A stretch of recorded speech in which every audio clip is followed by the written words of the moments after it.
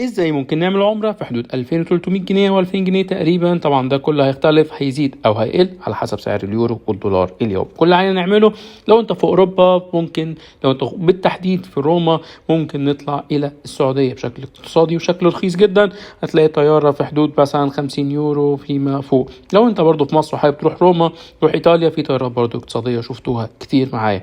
زي ما انتم شايفين انا خلاص وصلت، ركبت الطيارة، ممكن نسافر عادي جدا من ايطاليا الى السعودية بأقل تكلفة ممكنة ونروح نعمل عمرة. وصلت جدة، ممكن وانت في مطار جدة تروح تاخدوا قطر او تاخدوا تاكسي الى مكة ب35 ريال تقريبا. وزي ما انتم شايفين هتوصل الحرم، تعمل عمرتك، تخلص كل حاجة. بعد كده ممكن تروح المدينة، اما تروح بالاتوبيس يا اما تروح او بالميكروباص او ايا كانت الوسيلة.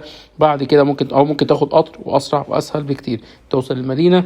وكده تقدر تعمل عمرتك بأرخص حاجة ممكنة. ولازم طبعا يكون معاكم فيزا شنجن عشان تقدروا تدخلوا بيها إلى السعودية. توصل المدينة بكل بساطة، تروح مسجد النبوي وتدخل روضة الشريفة، وبس كده تقدر تسافر السعودية بكل بساطة. زي ما انتم شايفين التيكت اهي قدامكم 69 يورو من جدة، من روما إلى جدة. بس كده ويلا نسافر عادل حول العالم، 108 دولة حول العالم، 2300 جنيه.